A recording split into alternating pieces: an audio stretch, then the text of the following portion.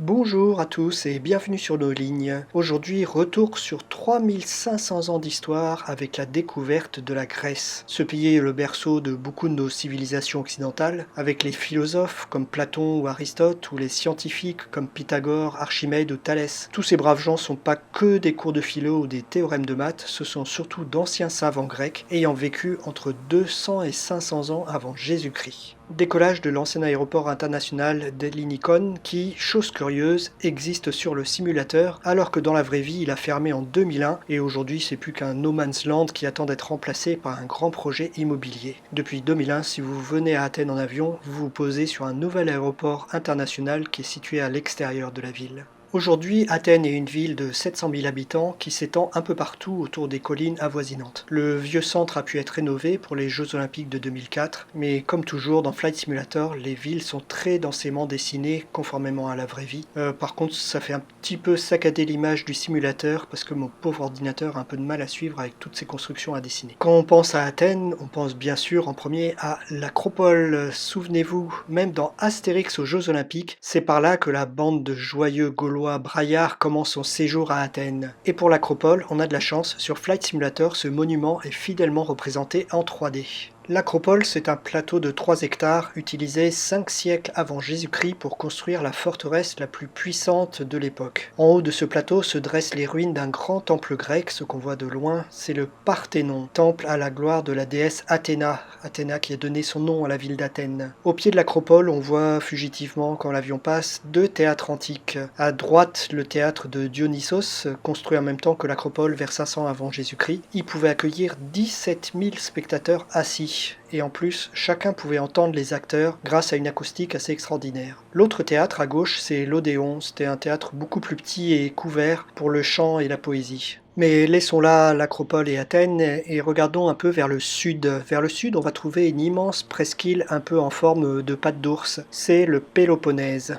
Il fait en gros 150 km du nord au sud et 200 km de l'est à l'ouest. C'est une presqu'île et elle est rattachée à la Grèce continentale par un tout petit bout de terre de 6 km de long. On le voit très bien là devant l'avion, un petit peu à droite, avec les deux mers qui se font face et juste un petit bout de 6 km entre les deux. Et ça fait 2500 ans que les marins qui doivent aller d'Athènes vers l'Italie se disent que c'est quand même dommage d'être obligé de faire tout le tour de cette patte d'ours, faire 400 km de plus autour du Péloponnèse, dans des mers qui sont dangereuses, parce qu'il y a des récifs, des rochers, et à l'époque beaucoup de pirates, alors qu'avec un petit canal, le problème serait résolu. Cette bonne idée n'a pas échappé aux Romains, et en 67 après Jésus-Christ, l'empereur Néron en personne, entre deux massacres de chrétiens, vient et inaugure le chantier du canal avec une pelle en or massif, et accessoirement 6000 prisonniers derrière lui pour creuser pour de vrai. Manque de chance, la roche est vraiment trop dure pour les outils de l'époque et le chantier s'arrête au bout d'un an. Et il faudra attendre 1800 ans, c'est-à-dire 1882, pour que le chantier reprenne avec des techniques modernes. Aujourd'hui, le canal de Corinthe est toujours très impressionnant. C'est un couloir de 25 mètres de large pour 6 km de long et une hauteur maximum de 52 mètres. Il est emprunté chaque année par 11 000 bateaux, mais bien sûr aucun gros cargo parce qu'avec son étroitesse, ça n'y aurait pas la place. Allez, on va profiter du fait d'être en simulateur pour voir si 25 mètres de large c'est suffisant pour voler avec un avion qui fait 17 mètres d'envergure à 400 km/h.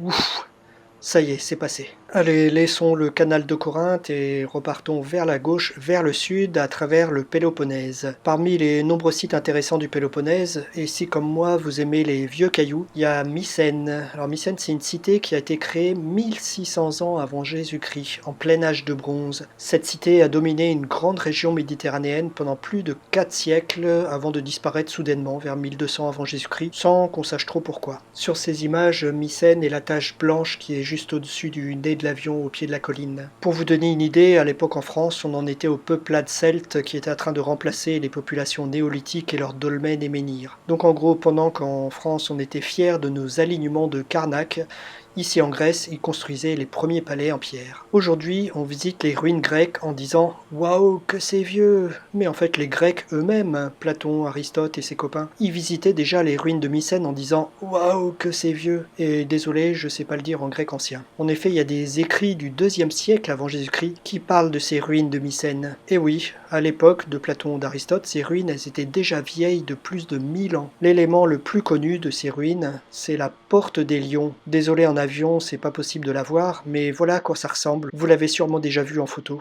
Par contre, le site lui-même, il n'est pas très fidèle sur le simulateur, et en fait, le parking à touristes est mieux représenté que la cité en ruine, dommage. On quitte Mycène et on va maintenant revenir vers la mer en obliquant vers l'est.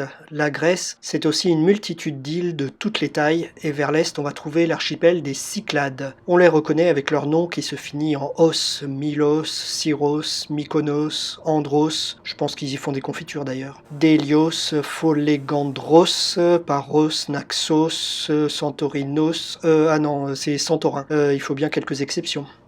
Et donc on va commencer par viser le plus au sud de ces Cyclades. Au loin, on voit apparaître une île en arc de cercle, vestige d'un ancien volcan sous-marin. C'est bien sûr la plus connue de ces îles, celle qui s'appelle Santorin. Cette forme de volcan est relativement récente, ça vient d'une éruption majeure qui a eu lieu à peu près 1500 ans avant Jésus-Christ. Avant cette éruption, Santorin avait déjà une forme de volcan, mais faisait 3 fois la surface actuelle. Et cette éruption, à l'époque, a été tellement énorme qu'elle a créé un tsunami jusque sur les côtes du Moyen-Orient. Et il y a même une tradition qui dit qu'elle serait à l'origine des 10 plaies d'Égypte qui sont décrites dans la Bible. On dit aussi que cette ancienne éruption a créé le mythe de l'Atlantide, cette civilisation perdue au fond des océans. Mais les historiens, qui manquent toujours de fantaisie, ne soutiennent pas trop cette théorie. Santorin, c'est aujourd'hui de magnifiques maisons blanches et bleues en haut d'une gigantesque falaise en forme de croissant. La capitale s'appelle Phira et elle est à 260 mètres au-dessus de l'eau. Elle est juste devant nous, devant l'avion. Mais une fois arrivé au port en bateau, il faudra monter 600 marches pour atteindre le village. Et pour les gens fatigués, heureusement, il y a des ânes, je parle de l'animal là. Et pour les fatigués des fatigués, il y a même un funiculaire.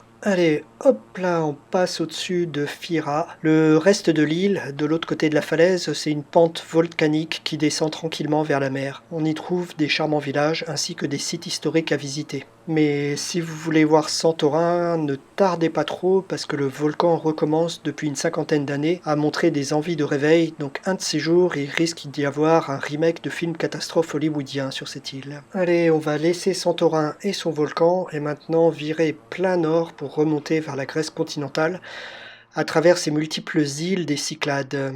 En passant comme ça en avion dans cet archipel, vous pouvez voir que les îles sont assez éloignées les unes des autres. Les traversées en bateau sont donc relativement longues, et c'est pour ça que les plus grandes îles comme Santorin ou Mykonos ont leur propre aéroport. Nous survolons maintenant une grande île, c'est la plus grande des Cyclades, c'est l'île de Naxos. Elle est surtout connue pour son calme, ses vergers, ses vignobles et ses oliveraies, donc si vous voulez découvrir le charme tranquille et authentique des Cyclades, venez ici, vous serez loin de la foule des touristes. Pour finir notre découverte de la Grèce, et comme le soir va tomber, direction l'île des fêtards, Mykonos. Il paraît que l'Europe entière y vient pour faire la fête, et j'avoue que j'ai jamais essayé. Comme les autres îles des Cyclades, elle renferme aussi des très beaux paysages, des villages blancs et bleus sur fond de mer Méditerranée, et elle est aussi très connue pour 4 moulins qui montent la garde à l'entrée du port. Alors sur le simulateur, ces moulins sont pas représentés en 3D, on voit juste la forme ronde des 4 bâtiments qui défilent actuellement sous l'aile de l'avion. Du coup, voici un petit aperçu de ce que ça donne en photo.